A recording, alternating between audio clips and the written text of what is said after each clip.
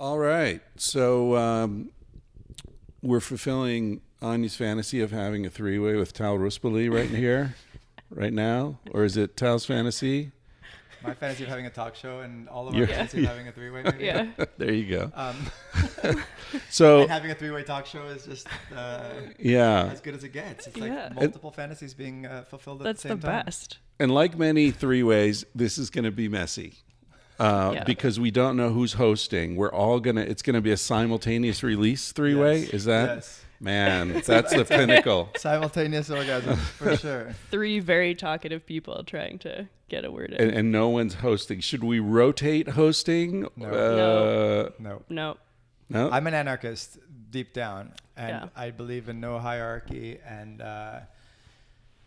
I'm a conflicted anarchist, to be honest. Because it's exactly for that reason. Because I think hierarchy does have a place in the universe.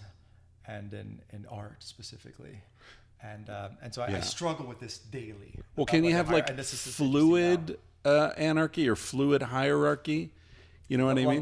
The triple entendres. I'm not going to end here. No, but in the sense that like in tribal societies, there are hierarchies, but they're fluid. Like naturally selected too. Right. Like you might be like, obviously of the three of us, you're the most talented in aesthetics, music. And everybody knows that. Business probably. And so when there's a question, if we were all in a community together, when there's a business decision, we're like, well, what's Tal think? He knows, he's got all the Bitcoin. Like he made all these good investments. But if it's, going to be something that Anya's the best at, then it's, in other words, the hierarchy isn't set in stone. Yeah. Right. Or and it isn't, and it's applicable to different issues. There are different hierarchies. And the person malleable, themselves doesn't appoint.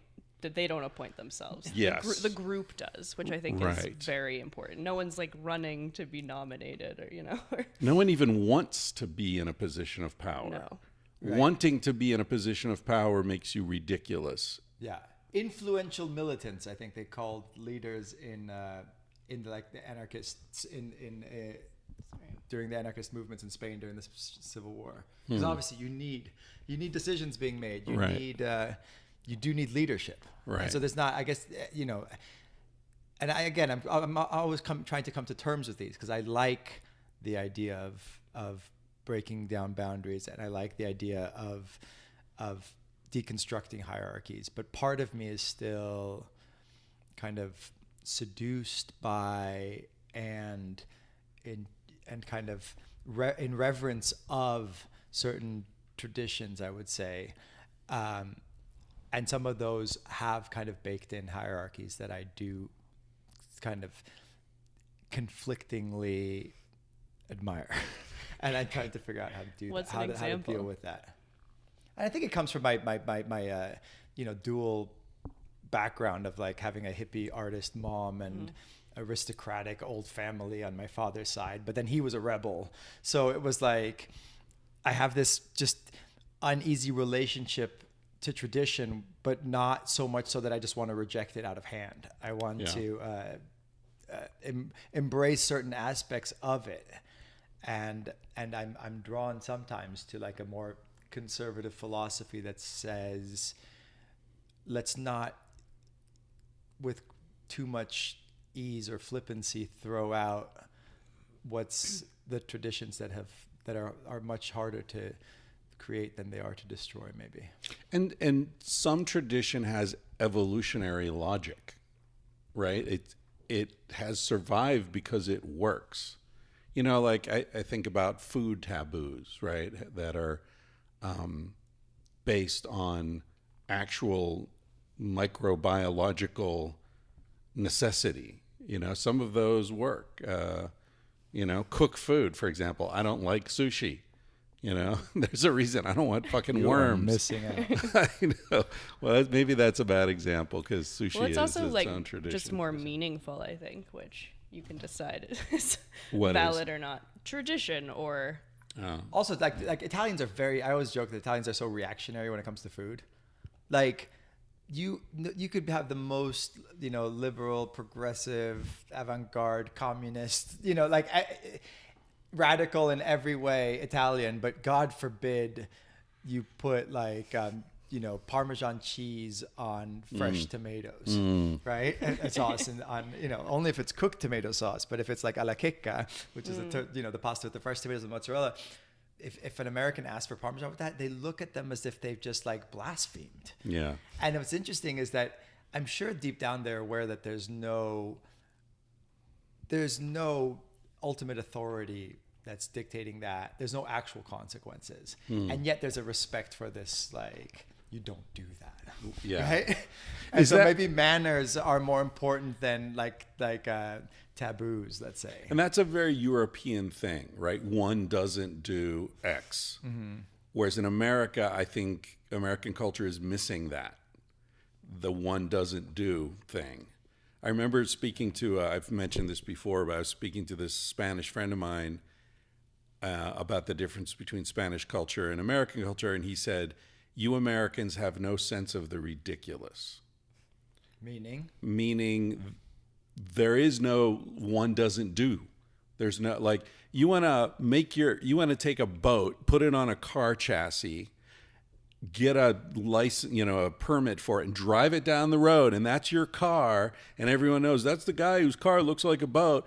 In America, that's like, fuck yeah, man, what the hell, And that's what I love about America. That's why I live here and not in Europe. Right. There's a freedom. And when I have a boat in the desert, and it literally upsets my Italian cousin Claudia. Really? She's like, I don't like this boat in the desert thing. And until I convinced her that I actually take my boat out to the river and we use it, then she was okay. But she still, like, aesthetically, it bothered her. Right. The fact that there was a boat with no water. Right. And every time we talk, she's like, she would like be okay and like excited about my life here. But this one detail, she just kept harping on it. That's hilarious. And of course, I love the absurdity of it.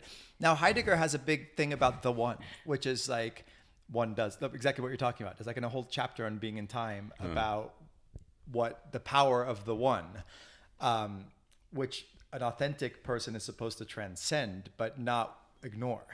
So the really skillful person, and this goes for all domains, whether you're talking about carpentry or morality or music, has to have a deep kind of embodied understanding of what one does, and then recognize that is fundamentally ungrounded, and then be able to respond to the particular situation because of this kind of deep understanding that it's not grounded. So, the Italian, there is, I can't think of one off the top of my head, but there might be a scenario in which you would be able to put the Parmesan cheese on the pasta, and the authentic person would be able to do that. Or like with manners, I used to remember hearing that my dad he was known for his great manners. And one of the reasons that he was so masterful at manners was the fact that he knew how to break the rules because he was aware of them. So like, you're not supposed to eat with the bread, sop up the food afterwards, right? And people kind of make class distinctions based on somebody doing that. But there's people who like the middle class thing to do is to use your fork with the bread and then eat it like that. So somehow you're avoiding the dirtiness of it. And that's even more tacky, right? So you have the uneducated person does it. Right. The bourgeois person doesn't do it because they are stuck in what one does rigidly. And then the aristocrat is so well-mannered that he can say, look, I know this is ill-mannered, but it's so delicious, I'm going to do it anyway. Right. And maybe like make some reference to it that shows that he or she is aware, right, and therefore able to break the rule. It reminds me of the research. And the same in jazz, I'm sure. And everything. Well, I mean, you learn your instrument and then you forget it, what you've learned, right? Exactly. But it reminds me of this research I may have mentioned to you about women being attracted to men who are more well-dressed. So they take the same men and they dress them in like a t-shirt and jeans and a suit and tie. And they flash these images before women.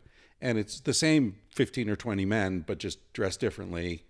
And so, but the women don't know it's the same men because they're seeing so many images coming by, and they're just attracted. This is how attractive they are, you know. And so they find same dude, but in the suit and tie, women rate as more attractive. But then they add a third category of guys who are dressed in a way that is clear that they just don't give a shit. Like they're not playing the game at all. They're not playing the game at all. So it's kind of what you just outlined. It's like the losers of the game, the winners of the game, and guys who aren't playing the game. Exactly. And a lot of the women rate that guy the most attractive. Yeah. So it's almost like a disdain. I understand the game, but I have disdain for it. Or yeah, it's like, you can imagine people wearing like expensive brands, right? That show a certain level of success. And then as you go past that, and it would be super, you could see it as super cheesy and tacky, right? Or it's like an expensive brand, but it's kind of torn. Yeah. Or it mismatches with the pants. Yeah. You know what I mean? So it's like, yeah, I could do that if I wanted to, but I don't want to. Exactly. Yeah. Exactly. So and are first we all there is doing a mountain, this? then there is no mountain, then there is the famous Zen saying that then Donovan turned into a song. And it seems like we're going through this a little bit. Yeah. So the idea is in COVID. Zen is that before you start studying Zen, you look at a mountain and it's just a mountain. Then you start studying Zen and you question everything, and then you'd wonder, is the mountain? There is no mountain. It's all an illusion. And then you reach Zen mastery and you look at the mountain, it's just a mountain again.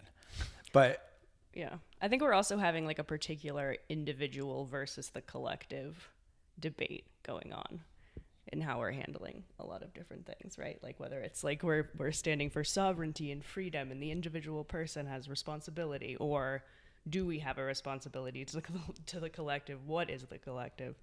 And there's a tension built in. Like you can't, with language, for example, if you just invented your own language, no one would understand you. And yet you want to say original things, right? So we have to kind of accept that there's there's some group, there's a collective acceptance that these are the words we use. And then we try and create originality with that, right? Mm.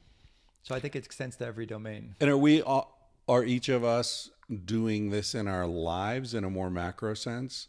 Like we've learned, none of us have a job, right? Yeah. Is that the goal? Is that you learn how the world works well enough to disengage from it on your own terms, or engage with it on your own terms? Yeah, I think that's right. I think that's what authenticity boils down to. Yeah. You have to, and in order to disengage from it, you have to have a pretty deep understanding of how it works. I think that's the difference, hopefully. Right. And a whole bunch of other factors like luck and knowing who you are and what you want. I mean, I think a lot of it is just brute luck. But have you ever had a job?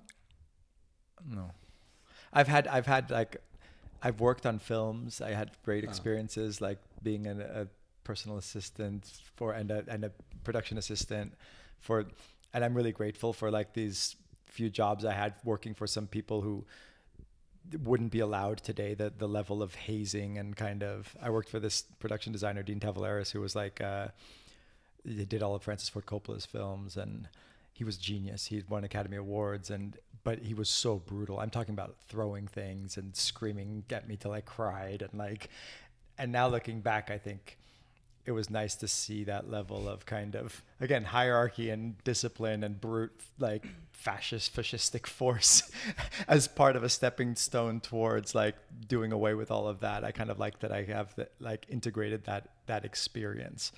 But yeah, no, for the most part, I've managed to live on, life on my own terms, even when it meant living in a bus for several years, because I'd rather have no job and no house than a job and a house. And so. Well, that's an interesting thing. I was on a podcast recently called something on the edge or something like that. And anyway, it was Creative Rebels, I think it was called. And the whole idea was, how do you live your life on your own terms? How do you get away with that? And one of the points I wanted to make was, people think you need to make more money to buy freedom, but I think it's much more efficient to dial down your expenses. Absolutely. Mm-hmm. All the people I've most I've had most reverence for, whose lives have lived on their own terms have been people who didn't have the means. I know people with a lot more means who live much more kind of imprisoned lives. Yeah. And people who have much less, whether it's like my friends in Spain who live in the flamenco world, or when I was living in the bus for years and traveling around and encountering artists who were, just dedicated to not only living life on their own terms, but to creating on their own terms, and therefore having an original voice, whether it's in music or filmmaking.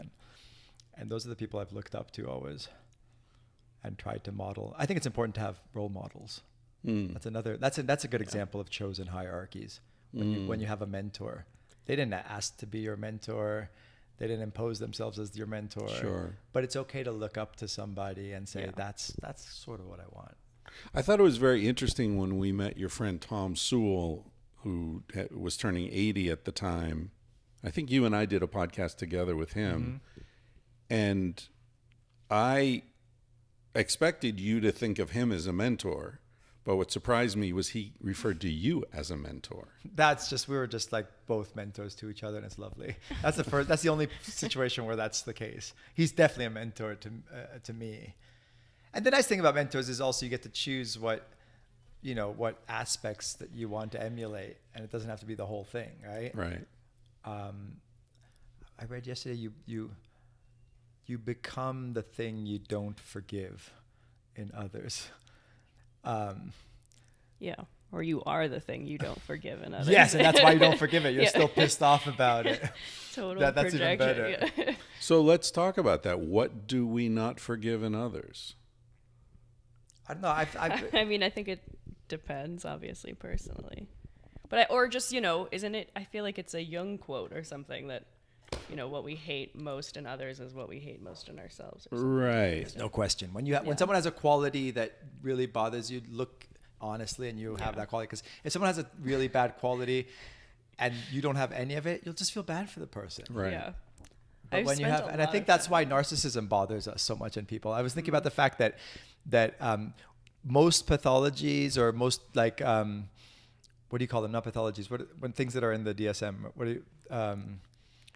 Psychological disorders. Right. Most disorders, you would feel bad for the person who had it. You would feel sympathy and empathy, and you would not assign moral blame for it. But narcissistic personality disorder, we put 100% of the blame on the person who has it, and as if they could just get rid of it, and then we hate them, right? And I was thinking about the fact that I wonder if that's because we're all, closet narcissists. I know I am. So say the three of us with microphones in front of our faces. Yeah, exactly. With an audience. Not even so closeted. We're coming out of the closet. Don't hate us, please. Like we're being drawn right now. That's how narcissistic we are. This is probably a good moment to mention that this is up on my YouTube channel, Chris Ryan. If you want to watch us swatting flies and not just listen to us swatting flies. And it will also be on your YouTube channel. Yeah, correct? on the Being in the World podcast, which is youtube.com/Ruspoli, and also on Spotify and iTunes and stuff like that. Right. And we're co-releasing this on Anya Kaats's Millennial's Guide to Saving the World as well. So just a full it's big just circle. everywhere. You can listen to this 5 different times, watching it twice and listening 3. Yeah. But I thought I was thinking that the conversation was going to steer in a different direction. I like that you never know what's going to happen, but I read something yesterday that Confucius said that really kind of struck me as kind of reflecting this moment in my life in the last few months. And it's not often that I read a little quote meme type thing that strikes me this strongly, but this seemed so apropos, and I thought it could guide our conversation a bit. And it was, we all have 2 lives. The second one begins when we realize we only have one.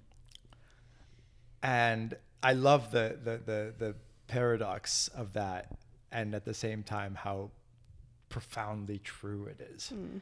And I've had these like crazy, tragic, in your face reminders of the fragility and finitude of human life recently. And what's been amazing is after the grief of like, you know, waking up and crying every morning and or driving and having to pull over and just being overwhelmed with like this sadness, I'm discovering that with this kind of not only conscious but unconscious like reminder of the possibility of death comes this kind of burst of creativity.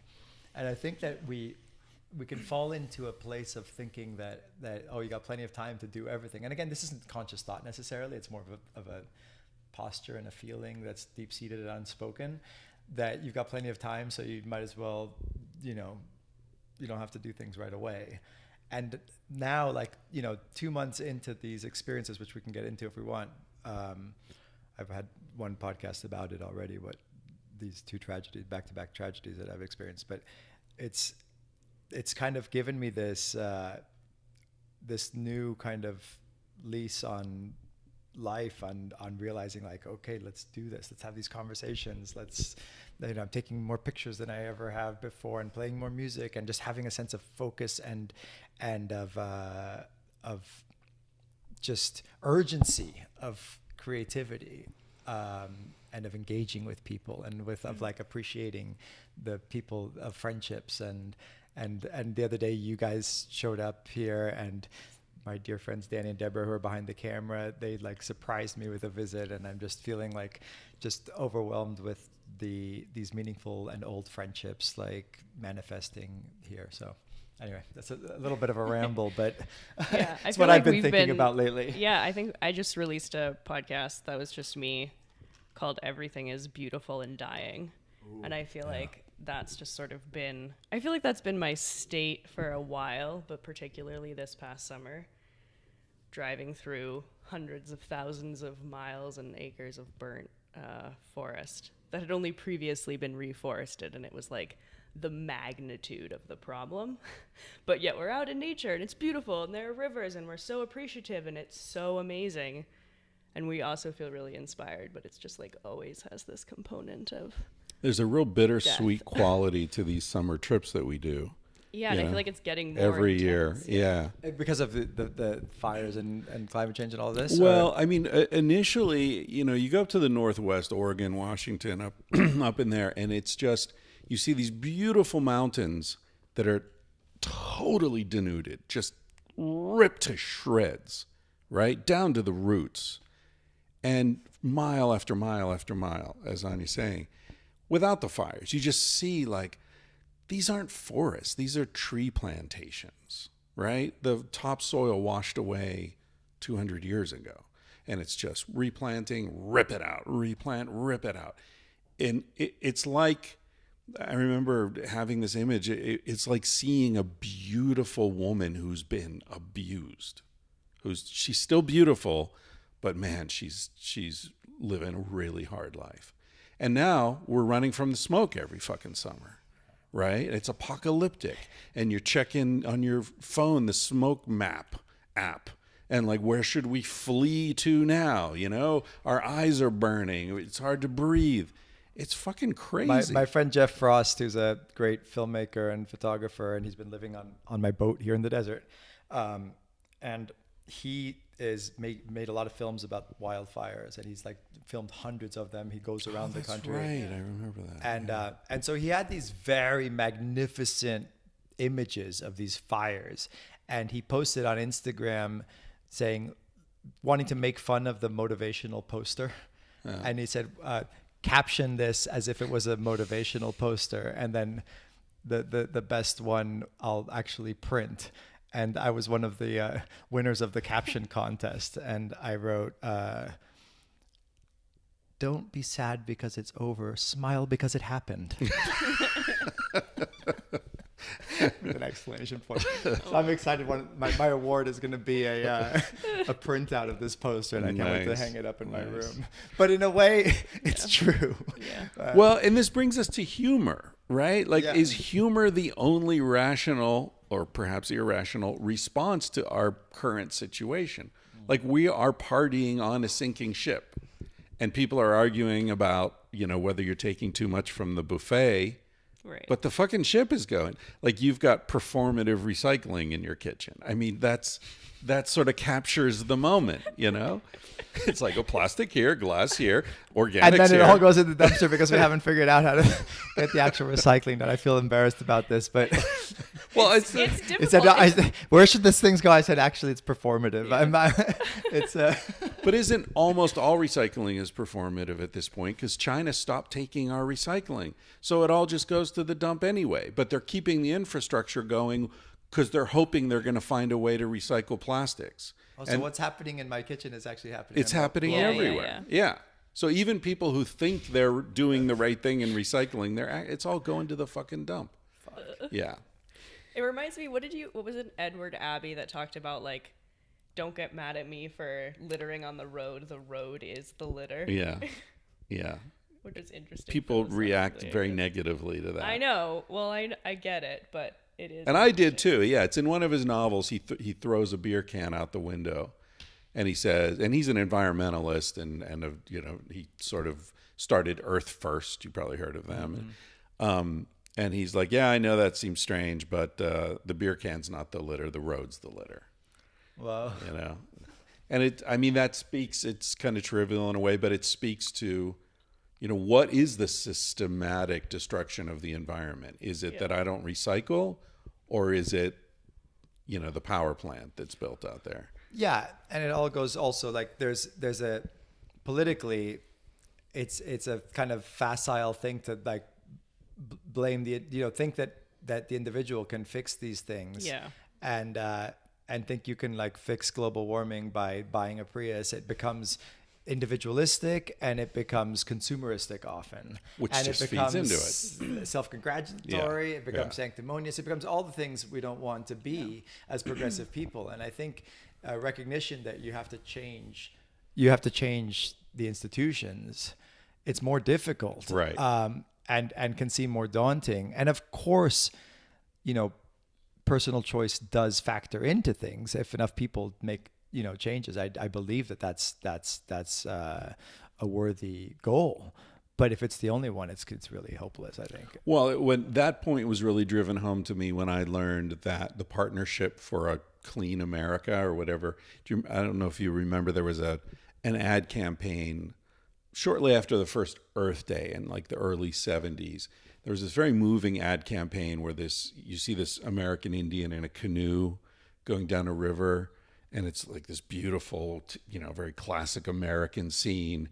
And then you see all this plastic shit in the river, and you see that he's in the, industrial, and this tear comes down his eye, runs down his cheek, and then it says, do your part to clean up America or something like that. First of all, he wasn't Indian, he was Italian, the actor. Secondly, that ad campaign was paid for by plastic manufacturers. So the whole idea was to displace responsibility from the institutions, from the structures that are destroying the environment, to the individuals. You do your part. Do your part. Don't look at us, right? Don't look at, eat organic food. Don't talk about the shit that we're pumping into the air and the river. Yeah. And yet there is cause for optimism in the sense that in the 70s, rivers were regularly catching fire, right? Yeah. And they were just really disgusting. And then there was an environmental movement that did manage to get, institutional change enacted, and Environmental Protection Agency and all of that. And, that coincided with Earth Day, and people, I think people organizing and showing that things matter to them en masse is essential. And part of that probably is people changing their daily habits and making those, because one thing certainly doesn't change anything is just having an opinion. That's the problem with social media activism, right? It's like everybody just says what they think sounds good to signal to their group that they have the right, opinions. Yeah. And that just does nothing, right? Yeah. Then you have probably the next stage up is actually doing things, whether it's, eating consciously, and whether that's you're eating organically sourced, humanely treated meat, or you choose vegetarianism, whatever it is that you think is the way the world should be. I think there is a difference between acting your beliefs and just having beliefs. I think that we should, and then I think the most actually effective thing is to organize, probably, right, as groups and demanding change, right? But I think that's also like, we can't agree on anything. I agree. I feel like if we could all get together and even just hold one collective belief, we would get so much done. And I feel like that's the other thing that's been really upsetting, like traveling through rural Montana and Idaho and just seeing the division as far as, politics and masks, and everyone's just so angry. And so there's a reason so the institutions probably foster that sort of divisiveness about right what counts as true. It distracts from their role and their responsibility. Yeah. When you were talking, it reminded me of religion and how we live in this time where religions are sort of collapsing, and at least in our part of the world. And I often think, I'm not religious, but I have a friend, one of my closest friends, who raised his kids in a religion, and I said to him, like, but do you really believe in this? And he was sort of evasive about whether he actually believed in the religion, but he said it's better for them to be raised in a religious community.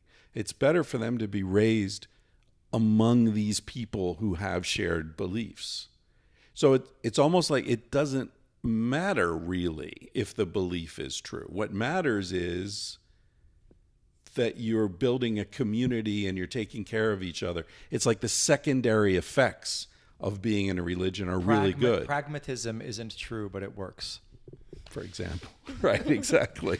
Meta-pragmatism. Yeah. So going back to the whole presence of death thing, my podcast, every episode so far, pushing 500, ends with a song called Smoke Alarm, which says you're going to die one day. The whole song is about, hey, go for it, because you're going to die one day, right? Don't worry about what people think about you. Don't worry what you should have said, what you're going to say. Just go for it. And I think that there's an element in modern society, I wonder if you guys agree with this, that distracts us from our own mortality so that we will undervalue our time and sell it at a cheaper price because we think we have plenty of it. Good. Yeah. Does that resonate with you guys? I mean, how can you sell your time for $12 an hour unless you think you've got so much of it? Or you have no choice. Well, or right, you have no other options. But, create, the desperation to where there is no other option. Yeah. Yeah. But I remember reading Castaneda, Don Juan talks about how death should always hover over your shoulder. So I think there's a parallel between the death hovering and the groundlessness of existence that we were talking about earlier. There are these two features of existence. It's the fact that it will end and the fact that there's no ultimate foundation for it, which allow for a certain freedom, right? Because if we had infinite time, there would really never be any reason to do one thing instead of another, because you could always do the other thing somewhere down the line. Right. So like Heidegger calls this running forward into death. So every choice represents the death of every other choice because there's an end, and therefore a choice matters. A choice wouldn't matter if there wasn't an end. And I think that we can forget that, and death comes to remind us of that. Hopefully. I think about a hunter-gatherer or a farmer who has to kill his food every day. Kills a chicken. Right. Kills a pig. Hears it scream. There's a presence of death that our society isolates us from, right? Our food comes in packages. We don't see the death. Someone else is seeing it. It's even human death, right? Well, it's all away somewhere. And kids don't fall and nobody hurts themselves, and we sort of become numb to that kind of, I think physical and psychological right. challenge and stimulus. Sort of like, you know, that initiation that I imagine you went through when working in film, right? Like, fuck, okay, I have to get through this. I have to step up to the plate. And then we're missing that. I mean, we're missing mentors. We're missing initiations. I heard an interesting person on your podcast who was like a recovering vegan who said that, and she was vegan for like 17 years. And she said, you know, one thing that vegans are doing is they're just like not having the death on their plate. Yeah. Right. But you don't realize, like, I saw someone said, you know, death per avocado. You don't want to talk about the fact that in order to plant an avocado 20 acres, they have to kill every single thing in that 20 acres, every insect, every gopher, the soil itself has to be totally destroyed. And then rebuilt up with bone meal.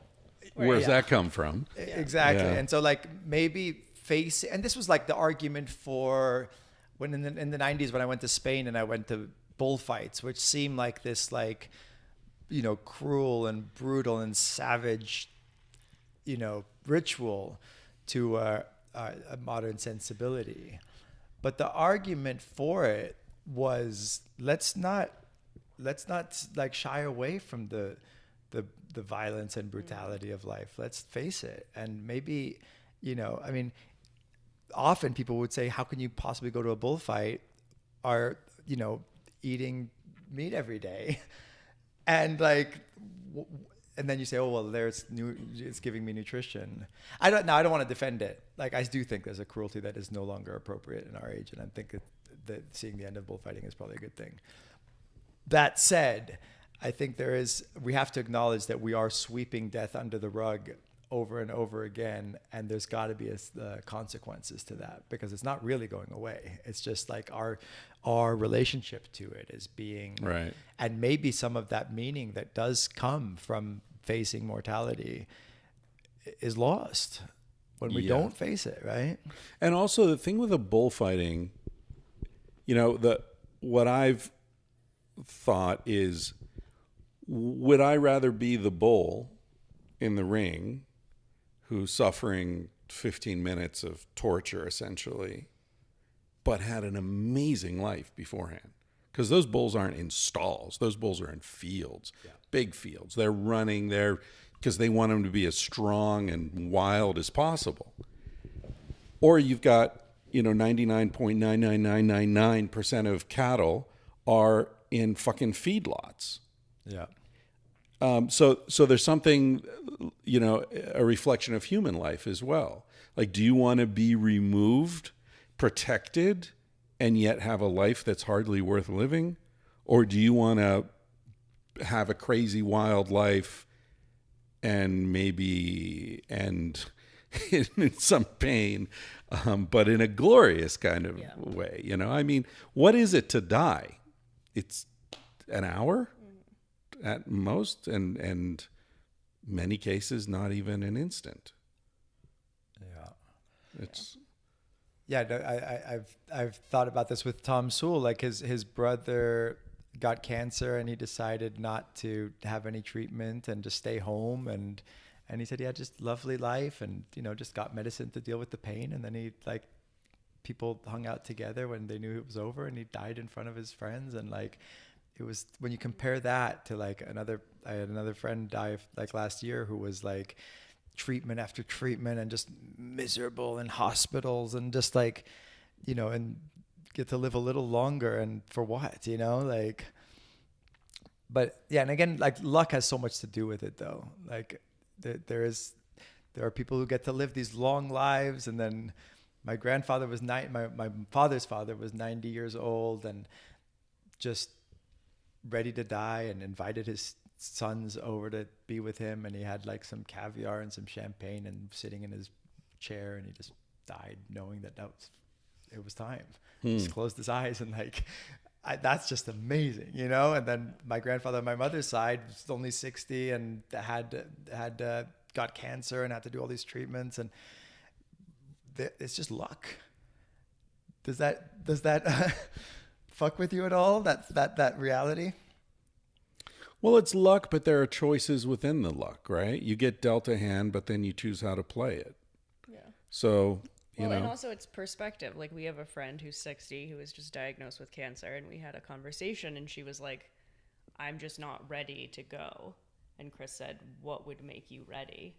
And I feel like it's this question of like, if you're living your life freely and the way that you want to be living it with a lot of meaning, at any point it's okay.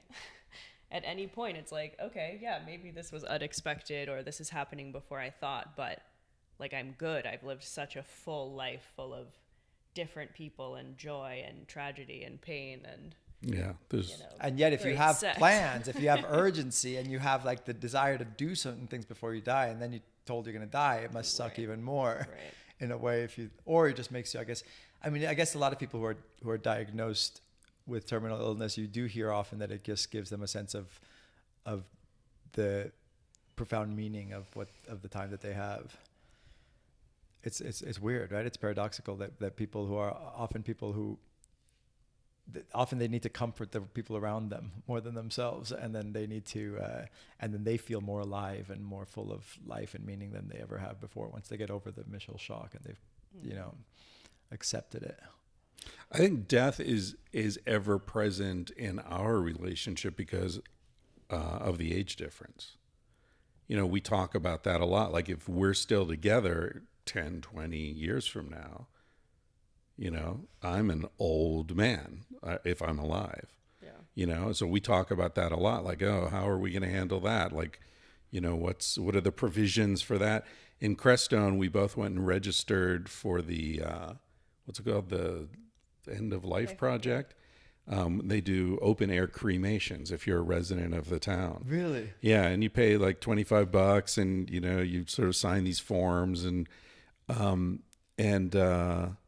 one of the things that was interesting is on the form, it said because they make these little brass plaques that they put out on the pyre in the desert where they burn the bodies, with the date of birth, date of death, and a little symbol and your name. And on the registration form was like, what do you want your symbol to be on your death plaque? Amazing. And it was like, wow, I have to like choose that right now.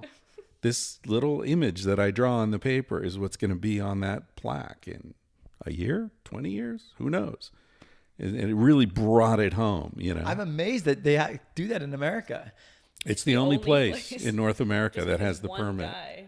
Yeah, I'm amazed it's even legal. That's incredible. Yeah, I had the guy on the podcast who started it, Paul Kloppenberg. Really interesting. When my father died, I went to Italy and I arrived like 2 hours after he died. And now I'm grateful because I don't think I wanted to see him dying. The rest of other family members were there with him. And then, so I arrived, I got off the plane. I knew he was really sick. So when they said, just fly, I had like just a tiny little bag, like this, like one of those bowling ball bags or something. I just threw a couple t-shirts and I jumped in. And it was really interesting. I went through the Rome airport and I just kind of walked with like kind of purpose and urgency and severity on my face with this bag. And I got outside and I got a tap on the shoulder. A guy showed me a badge, said, open the bag.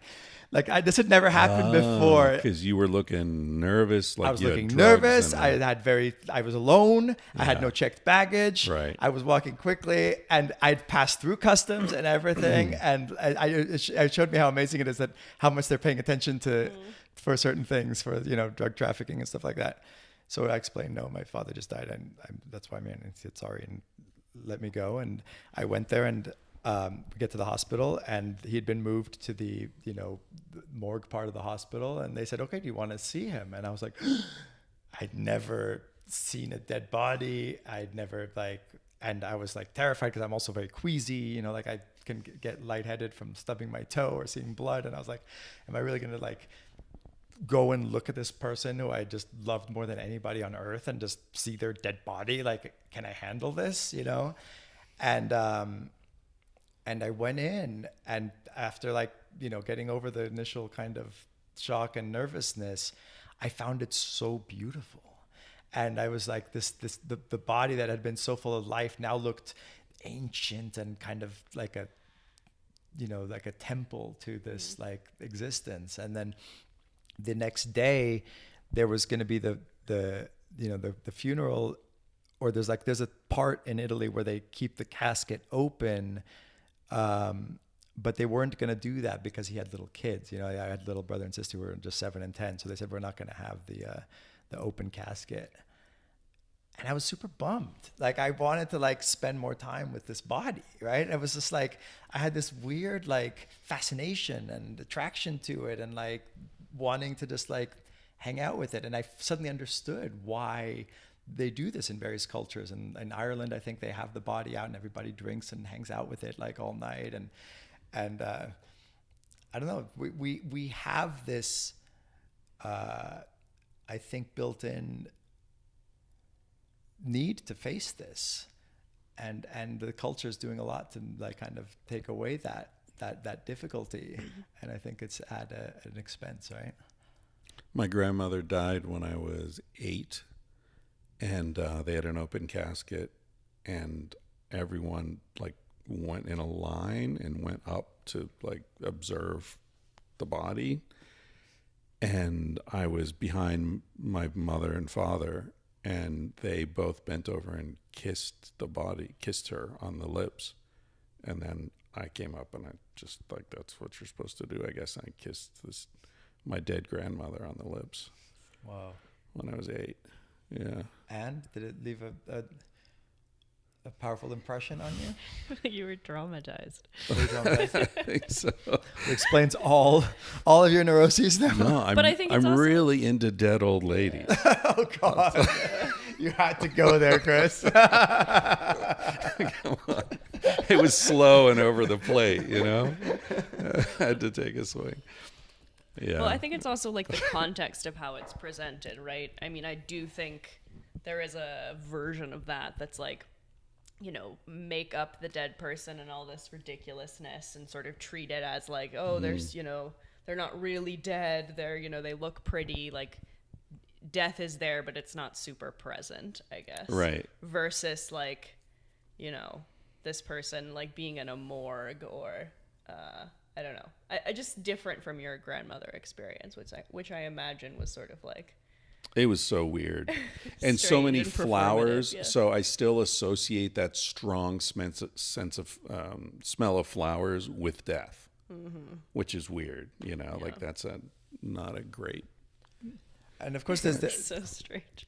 So joking aside, the relationship between sex and death is interesting, right? Because they're like the two opposing forces in Freud, right? You've got like the death drive on one and the sex drive and the eros and thanatos, is it? Yeah. It's interesting that they're on the same continuum, right? And maybe on the opposite ends, but we also, you know, bring them together. Yeah, I think you and I were talking about this in the kitchen last night. The sense that eroticism is life. It's an expression of life itself. Yeah. And I was starting to say something about there are these stories about old folks' homes, and like it's a hotbed of STD transmission because there's like one dude for every 15 or 20 women, and he's banging everybody. Because men die earlier. Oh, I didn't know that. On average, yeah. So old folks' homes usually have a high ratio of a lot of women, right? Good to know. And right, something to look forward to. if you make it. If you make it, exactly. and so what I've read is, you know, the interpretation of that is the lucky old dude who makes it through, you know, has like 15 women that he's running around, and that's why there are all these STDs. But I'm thinking it's not lucky. The guy who makes it through is the horny dude because he's full of life energy. Oh, yeah. Right? So it's not just like, oh, he happened to make it. So no, it's the guy who made it is the guy who's riding that wave of erotic energy through his life. He makes it into his 80s. So one of Tom Sewell's mentors in Hawaii was this guy, Rubach.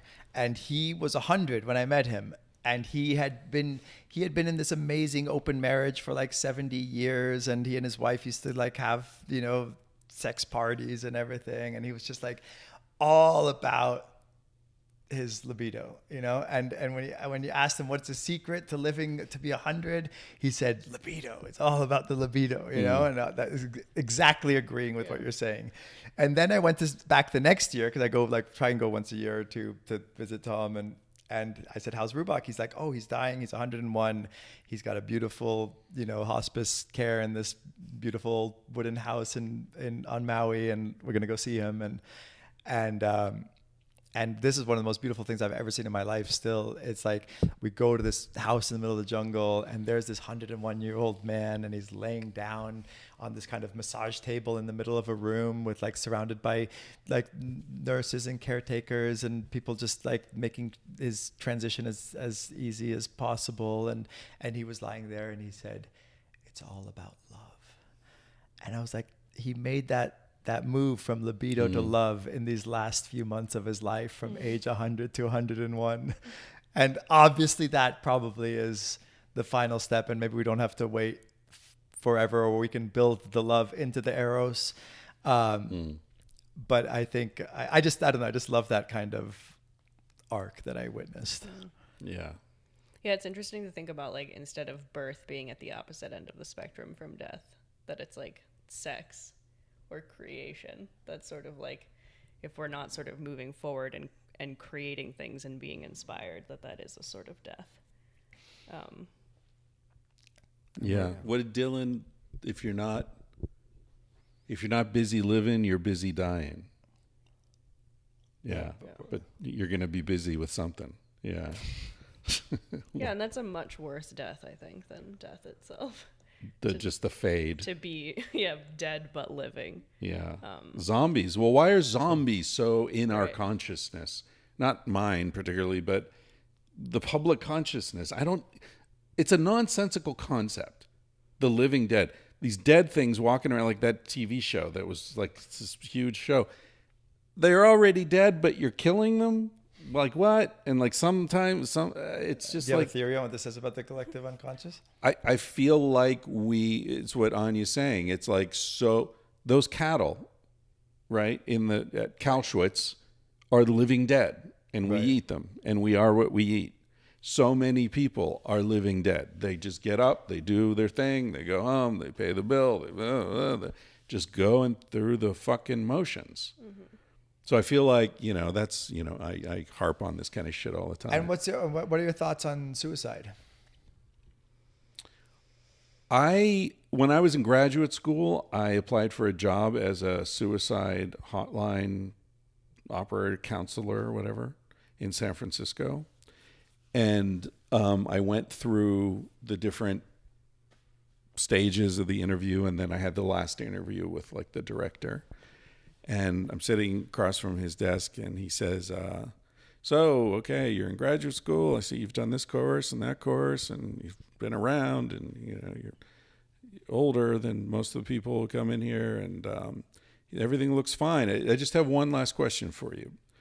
Do you think suicide is ever the right move?" And I said, "Yeah."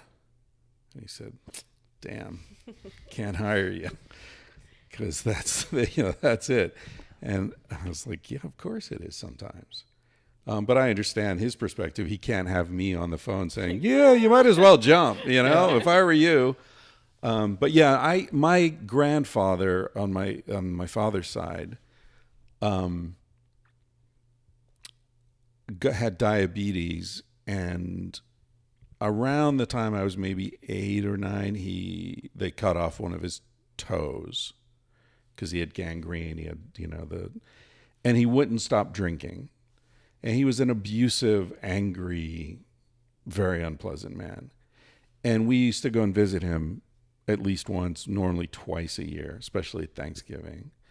And every time we went to see him, he was missing more of his body.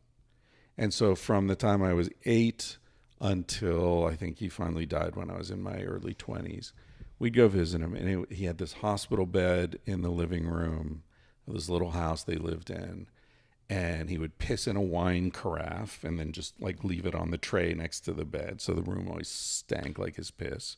And he would, had a bedpan to shit in, and every time it was like missing his foot, then he was missing his leg, then above the knee, then they started on the other leg, and each time, and it was just horrible, disgusting. He didn't like his wife. He was abusive. He was angry.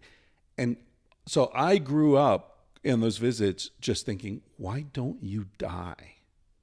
Why are you here? The only pleasure in your life is the disgust that you provoke in everyone else. Just fucking die, dude.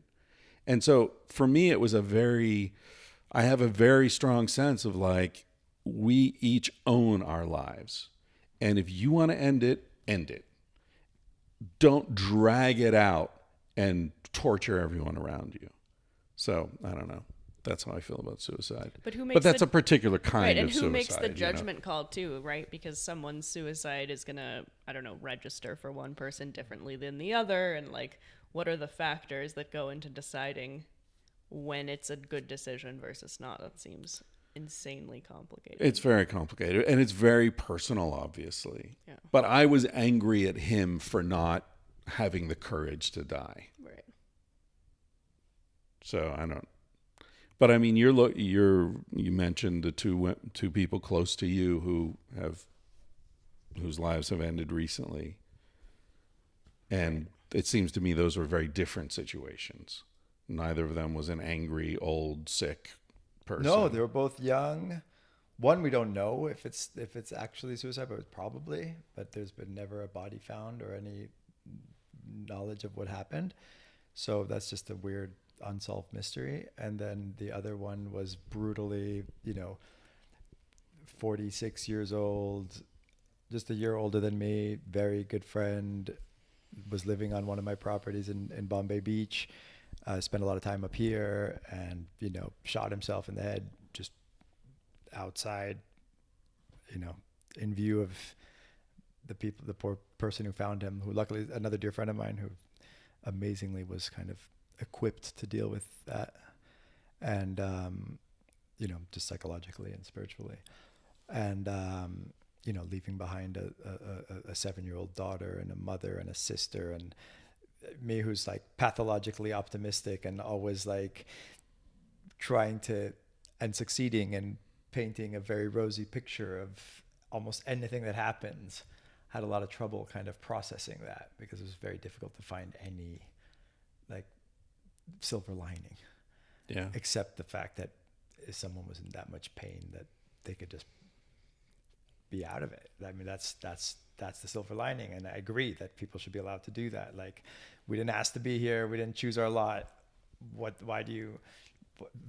I think that with that comes the possibility of giving back the ticket, as Dostoevsky says in Brothers Karamazov. Like, there's like,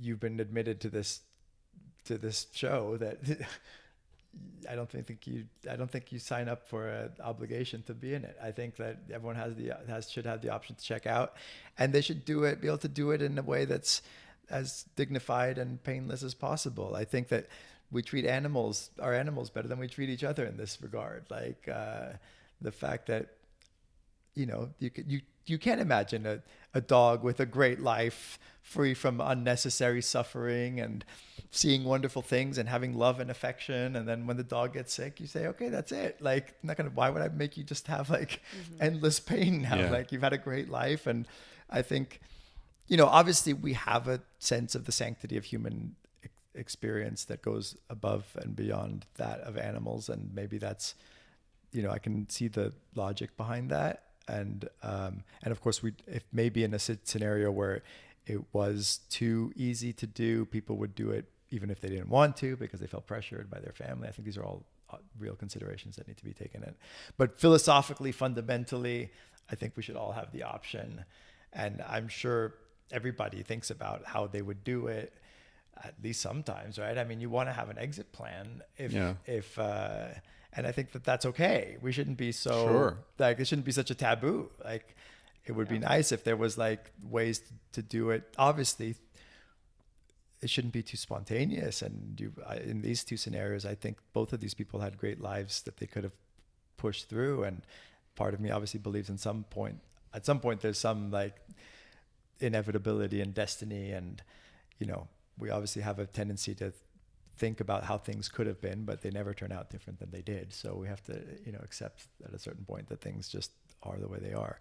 But insofar as we might have choices in our own lives and in the lives of our culture, I think that we should build in a certain mechanism for exiting by your own will. I think it makes sense. Like, I certainly don't want to have a horrible end of my existence. I think about like, if I was diagnosed with something terrible or like life became unbearable, I would certainly want to have the option of doing it in a way that's my own choice, and hopefully with a little bit of, pleasure at the end of like the right drug combination that makes you go out peacefully. And Right.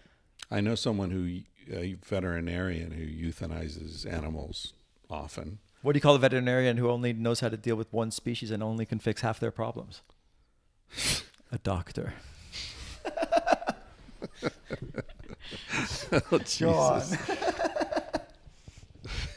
on. She euthanizes animals, and she had a pact with her mother that she would euthanize her mother when the time came. Her mother had Alzheimer's. Right, I hope I have somebody like that. Yeah.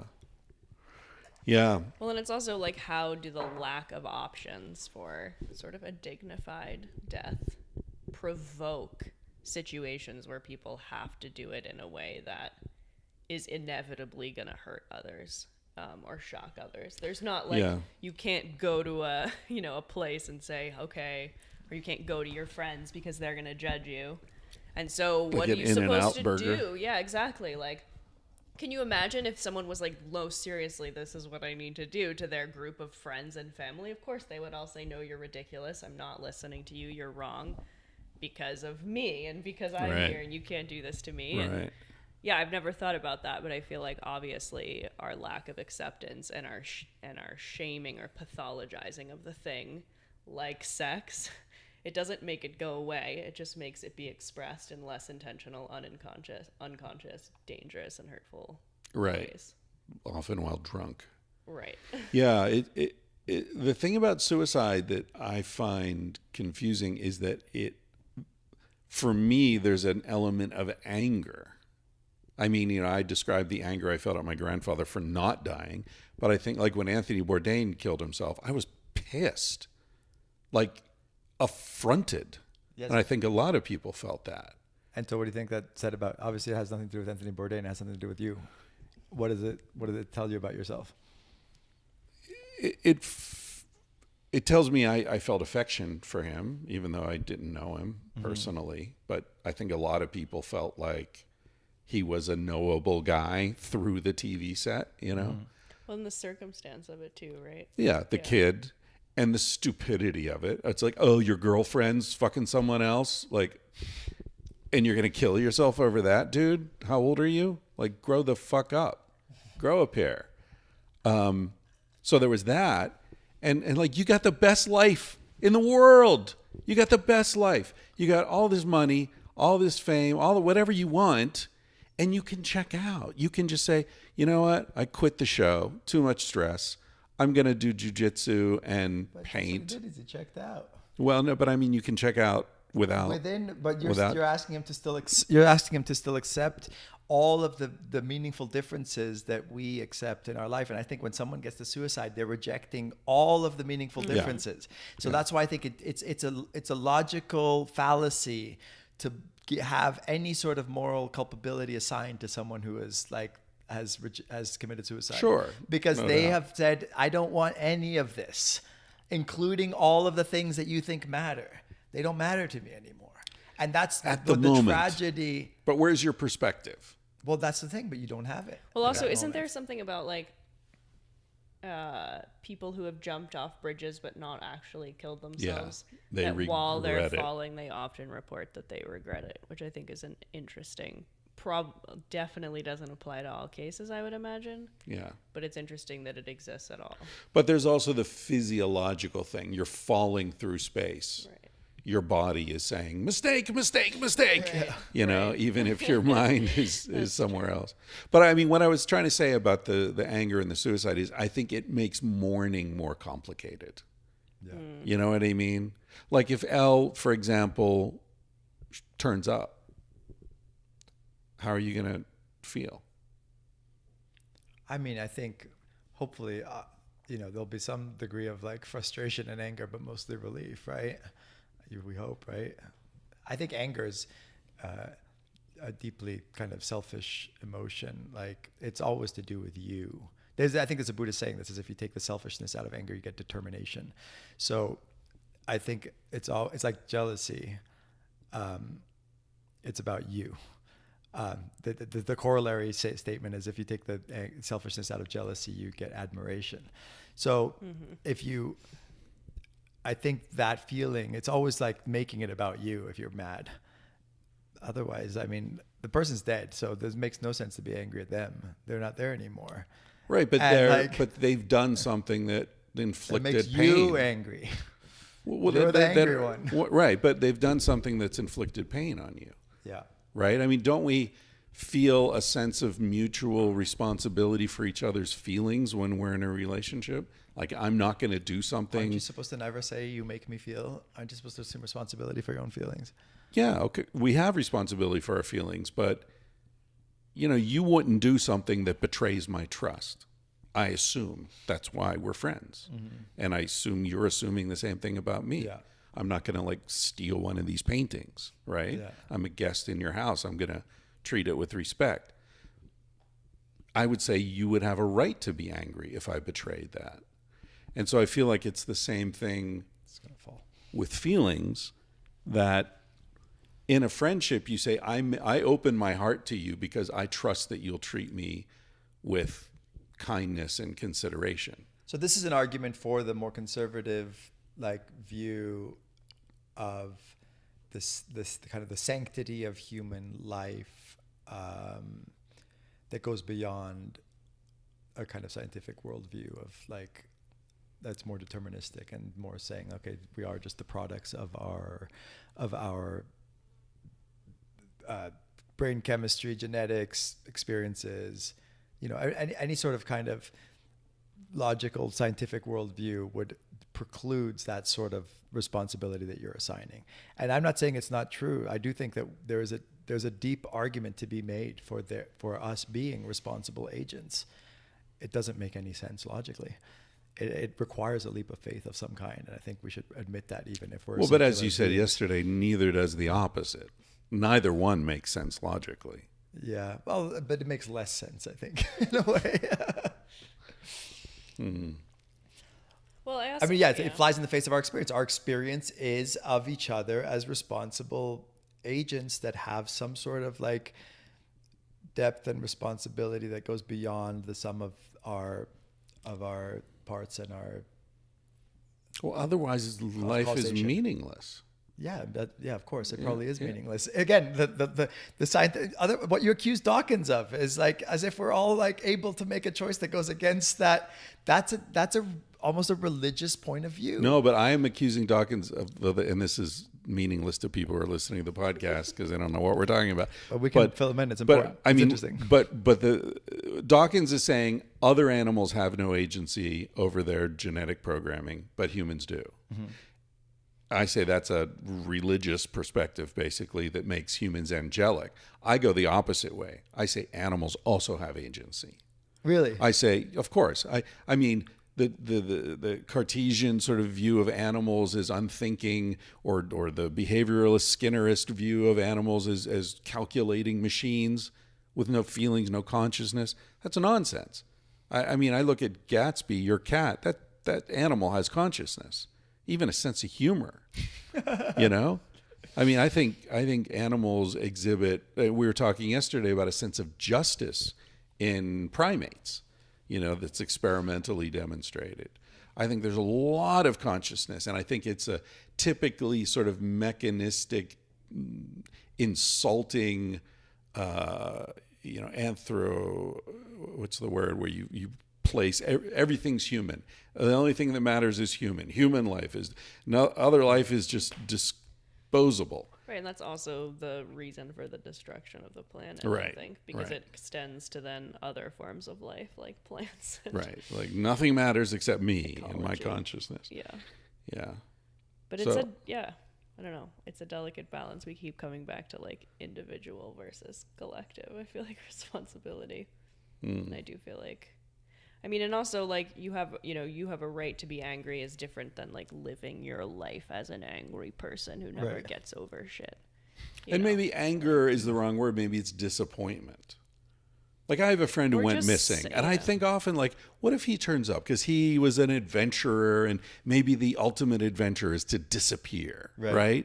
but he's still alive somewhere, and he's got false passport, and it's like, dude, you hurt people who loved you. Yeah. I mean, earlier we were talking about like, what do you not forgive in others? I think that's probably it for me, that you intentionally hurt someone who loved and trusted you. Yeah. I find that very hard to forgive. Yeah. Yeah, and also, is the anger just an expression of sadness?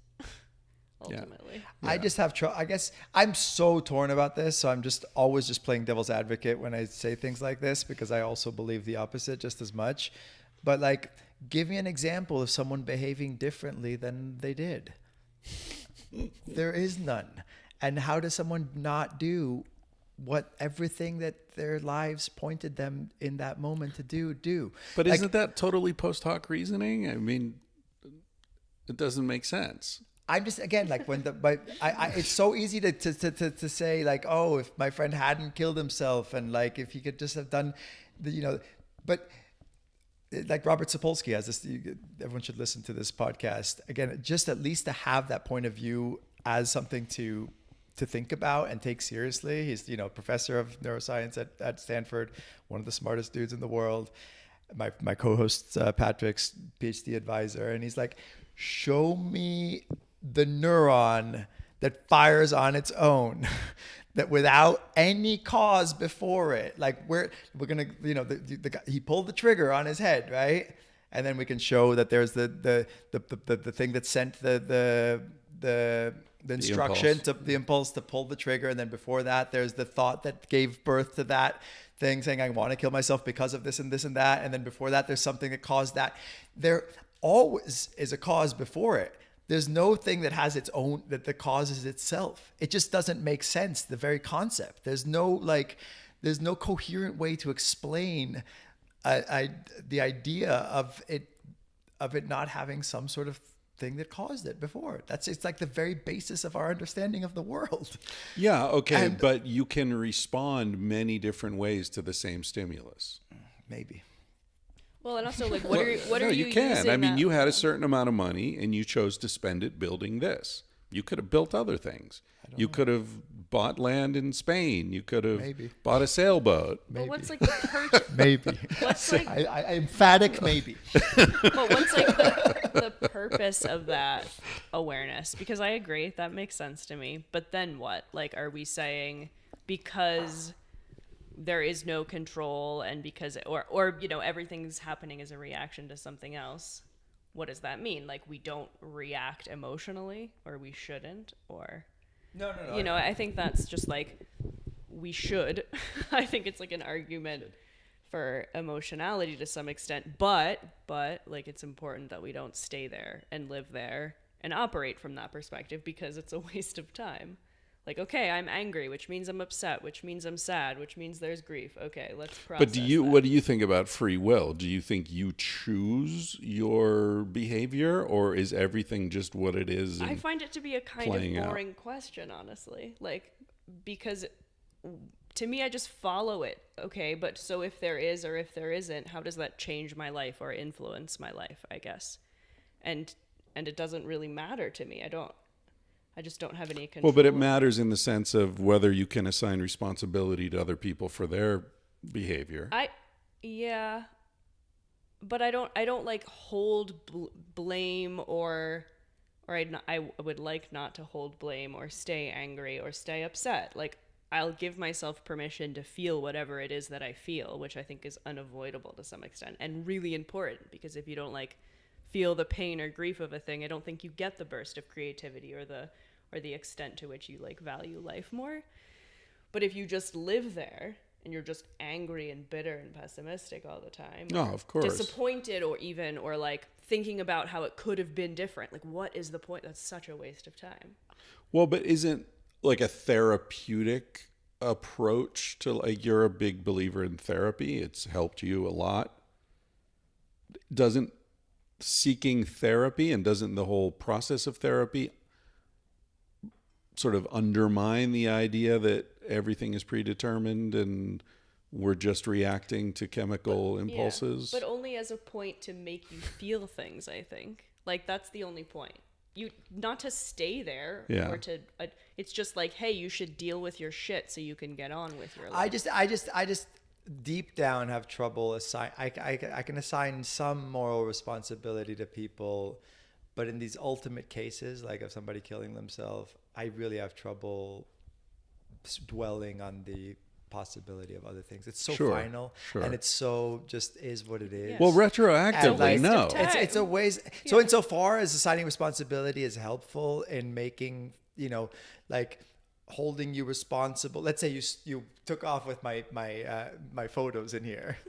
I'd stop hanging out with you, and hopefully that would help, like, you not do that to the next guy, because you say, I lost my friend for a photo. I got the photos.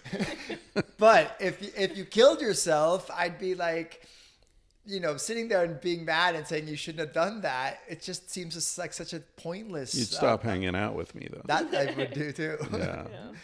So I guess I'm a utilitarian when it comes to like that level of like assignment of responsibility. Well, you and would then deep be, down, wouldn't whether it actually is true that things could have been different than they are, it's up in there. I don't think we'll ever find that out.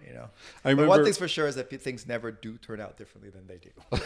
That's my takeaway, and they never have in the past. There's never been an instance, even once, of things happening differently than they did. And we don't have an experience of that. except in dreams and movies. Well, then why do we even want that? I mean, I guess that, people get mad at me sometimes because not that I want to like avoid pain and suffering, or that I don't think that there's like just pain and suffering that wasn't meaningful in some way. But I think, like we were saying before, you have a choice as to how you react to something.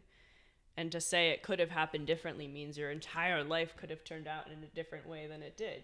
How someone's affected by someone else's death, or just someone's injury or someone's illness. Like, it's not interesting. I'm interested in how myself or anyone else like made meaning or grew from an experience, and had it metamorphize into something else rather than I remember how it could have gone. It's like one time I asked Stanley Krippner, we were driving somewhere, and I said, so if you could hang out with any figure from history, any deceased, person, who would it be? And he said, oh, I don't think about things like that. And I said, what do you mean? He said, I don't waste time thinking about things that couldn't possibly happen. I was like, oh, okay, interesting answer. It's a good answer. Yeah. And then the other thing I was reminded of, while you guys were talking just now, was an interview I read with a lawyer who represented murderers. And he said, I can represent murderers because I can always forgive a murderer. I won't represent white-collar criminals because any of us could commit murder. And so I feel like I want to defend them because any one of us could find ourselves in that situation. Shit goes wrong, you freak out, whatever, someone's dead. But someone who plans and steals and, does all, fuck them. They're guilty. Fuck them. But the murderers, I have compassion for them. Amazing. Yeah. Yeah. So counterintuitive. But makes a lot of sense, Yeah. It's crazy. So why do you want to be a talk show host? What's the appeal of that? Oh, I just love this. I love, even though it's something profoundly frustrating about it too, because obviously conversations never, don't capture the whole thing. Yeah. It's just like, it's this very Sisyphean, task, right? Of like, and yet there's something cathartic about it. There's something beautiful. I like the focus that comes from the way these podcasts like make us sit down and have a conversation where, if it weren't for this, I'd probably have gotten up like 10 times already and like looked at my phone and like, it's true. It's just creative. It's like focus. A way to commune with people in a deeper way that used to happen probably over, meals. I remember in Italy growing up, there'd be like 4-hour-long meals. There were this like beautiful thing. One time, like we sat down so long at lunch that like we ordered dinner and like in the age before phones. And then I just always just admired those shows I do have this devil's advocate thing too. Like because I don't assign ultimate moral responsibility to anybody, I also don't hold people responsible for their beliefs and their political beliefs. And I have a certain detachment, for better or worse, from my own beliefs. I don't know if I'm right and so I really enjoyed just the dialogue. I think it's like, I love the William F. Buckley show where he always had people on that were like, had the opposite beliefs of him. And I think this day and age is missing that. And you have like, you know, so you have this like smart conservative person, who would firing line. Yeah. Yeah. And then he's talking about, you know, he's having a debate with Noam Chomsky or Timothy Leary or, you know, one of the Black Panthers. And there were always these amazing like dialogues. And I think that that's a beautiful thing that's missing in this day and age. And we're more and more tribalized and, you know, only listening to voices that we agree with. And so I just think there's a nice space for it. And I think it's an antidote to a lot of the ADD that's happening both in the culture and in myself. Yeah. I wonder if there's a podcast called sort of Respectful Disagreement. I feel like that's what all of our podcasts are. I mean, I've been thinking. Well, but I don't seek guests who I disagree with. We've talked about this. Of course, you guys disagree with each other about a lot of things. Yeah, but I don't seek it. That's fine, but I'm saying like I mean, I'm not having a Nazi on my podcast. 100%, but I don't think that's respectful disagreement. I think that's challenging debate or fundamentalist disagreement. There should be an Overton window, right? Like I think certain things should probably lay outside of the bounds of acceptability, that they're so far out that like you don't need to engage with it. But I think that the Overton window should be wider, and I'm more tolerant of views that are drastically different from mine. And I do think it's interesting to like in Italy, there was, as a way to avoid fascism happening again, they decided to have such a pluralistic system that you can even have a fascist party. And it's very difficult to hold and maintain a majority. So you have these coalitions that are fragile, right? And I'm probably the only person ever to hold up the Italian government as a model, as an exemplary thing. But what I love about it is its inefficiency, right? Right. And the fact that as an anarchist, it's very nice to see how difficult it is to hold on to power. And you have this plurality of views where you don't have like everything being,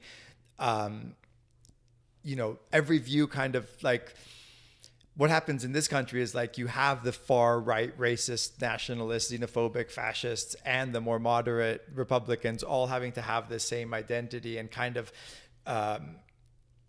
be dishonest in order to fit in that view. So when I went to Italy in 2003 and would talk to my fascist uncle, who's like still around in his 90s and would like, you know, say poor Mussolini in the morning over breakfast, I asked him, what do you think about the impending invasion of Iraq? And he says, oh, I am Bush's man in Italy. I am very, very supportive of what he's doing for two reasons. One, war for oil is important. And two, I am for the Crusades. And I was like, if only they would just say that and we could debate that on television instead of like all this nonsense about spreading democracy and everything, right? So I think there's a certain beauty and honesty to like allowing for a wider range of belief systems and accepting that your own belief systems, just because you have them, doesn't make them right. And forming coalitions with different belief systems to get something done that you all agree on. And your belief system doesn't negate anyone else's belief system. Like they can coexist. I'm not saying, you know, your opinion isn't valid. I just feel like we're going to circle full circle back to the anarchist and not like, how do you not impose the hierarchy, but have the hierarchy? I feel like I think about my podcast or podcasts in general, just in trying, there's so many of them and why are they valuable or how can they be valuable? And I think it is more about the conversation in and of itself, not the topics we're talking about, but the fact that we're setting an example of how you can have a conversation that's really interesting and coming from a place of respect. But encompasses many different belief systems and experiences and opinions. And I would like to seek out more disagreement on my podcast. I don't meet enough people. I think in Italy and in Europe, I think it would happen more often probably. I think we are in this country so tribalized that I think it's probably unusual, even with all our traveling that we do and everything. How often do you meet a really smart person with a really different political philosophy from you? It probably doesn't happen much. And if it does happen, we probably don't realize it because neither one of us wants to talk about politics. Right. You know, because we just don't want to get into that discomfort zone. Yeah. I mean, I definitely have people on my podcast who are, It's interesting. I can think of people who I'm sure our politics are very different, but we're not talking about politics. Right, exactly. We're talking about, whatever and I other thing. think it's nuanced, but like I've recorded one podcast at least with someone who came to the table super argumentatively and like with a sort of fundamentalist belief and wasn't really interested in having a conversation with me about my side. He was just more interested in sort of like promoting his belief system and arguing with me as a way to sort of like uphold his experience or narrative. And I didn't release it because that's to me, that's boring. It's fine. I love, like you said too, I think I was talking about this recently, like that I think what I would like to do is have conversations with people who I disagree with, but where the audience maybe doesn't even notice that we disagree about it. That we're both sort of we're on the same page, at least as far as, curiosity and respect and there's an interesting interest. thing that happens as well, a self-selecting mechanism where you just recently had someone reject your invitation to be on the podcast because their politics don't align with yours enough. Right. So there's well, I mean, that, I did release some like particularly weird. taboo episodes about gender and race, and so I'm not surprised. But yeah, it was interesting to have it happen, and because I don't think that's true. She said basically, I don't think we have similar core values, which I think is actually probably wrong. Right. I'm not. I think being woke and again like authoritarian or shaming about my politics is not what I believe, but of course I want equality for all people, and I think anybody should be able to identify in whatever way that they want, and I think our core values are the same. I think even people, these Trump supporters who live in wherever that we travel to, like I think if we really could get down to it, we would all have similar belief systems. It's just the context of them is so different, and but yeah, it was maddening because I thought like, how are we supposed to come together? It was part of my sort of grief around the planet too. Like everything's dying and we're just yelling at each other about nonsense. And we do share the same core values and we're talking about semantics, or it's just such a waste of time. I wonder if there are phases of response. I mean, almost like the phases of grief, the denial, anger, bargaining, acceptance, or depression and acceptance. I wonder if there are these same phases in dealing with this sort of global grief that we're feeling now. I wonder if, maybe we're passing from denial into anger, and that's why we're all screaming at each other. And then the bargaining is going to come in where we're going to be like, okay, now we're going to invest in clean energy, but it's too late. The methane bubbles are coming up in the Arctic and the ice caps are already going, and then we'll go into depression. I mean, I wonder if this screaming is just a phase. Well, I think it's also it's happening both collectively and personally for people. I think like the fact that all of this is going on, the fact that COVID is going on, is making people really desperate and examine their lives. And I feel like people are having their own personal dark nights of the soul while the collective is going through it, and it's an interesting mirror. And I think there's always this sort of like, things could happen. An asteroid could strike the planet, or a volcano could blow up and destroy everything. But it's always so distant and abstract. And with COVID now, it's like, oh, whoa, that's not distant and abstract. Like, this is real. Right. The global economy shut down. It's crazy. Right. Yeah. Yeah. All right. I think we better wrap it up. Are we wrapping it up? Tapped out. Do we all agree? Tal wants to look at his phone. All right. So we I don't feel bad for these guys. How long have we been going? This is a long an hour and a half. Wow. It's standard. It's about half a Rogan. Half a Rogan. It's amazing. They're measured in Rogans. Podcast duration. Thank you, guys. Thank you. Yes. Promote your podcast. It's called Being in the World. And Anya and Chris have both been on now, and we're up to about 52 episodes. And it's on YouTube, Spotify, and Apple Podcasts. So, yeah. And I just want to thank you guys for just coming here and, like, just having this time together Oh, the last few come on. days. I've told you, I'm gonna tell you publicly, just come here and just like live here if you want, spend weeks or months at a time here, see it as your home. Thank you. And it's just like, for those of you who can't see where we are, we're in the Joshua Tree, in a shipping container that's been turned into an art gallery. And it's a magical space. It's magical. Do you promote your?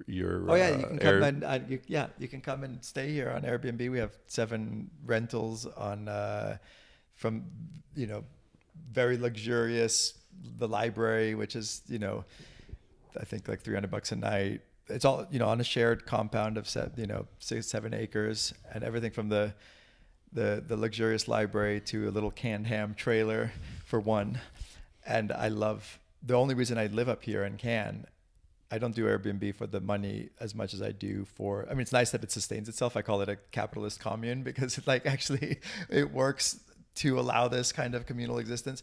But more than the money is the interactions I have with people that are from around the world, and it's so interesting. Always cool people here. Yeah, it's very rare I get. So if you're not cool, don't come here, please. They stopped listening a long time ago. Yeah, exactly. If they're still here, they're probably cool. Yeah. If they want to listen to us. How do people find it on Airbnb? Is it under the whole JT or something? I think if you just Google my name, Tao Ruspoli, and Airbnb, Joshua Tree, you should find it. Or the library, Yucca Valley. I don't even know. Follow me on Instagram and ask me if you want. Right. Tao, TaoRuspoli. It's Googleable. I've Googled you before. Yeah, it's not hard. I'm not hard to find. Guys. This will be on my podcast, A Millennial's Guide to Saving the World.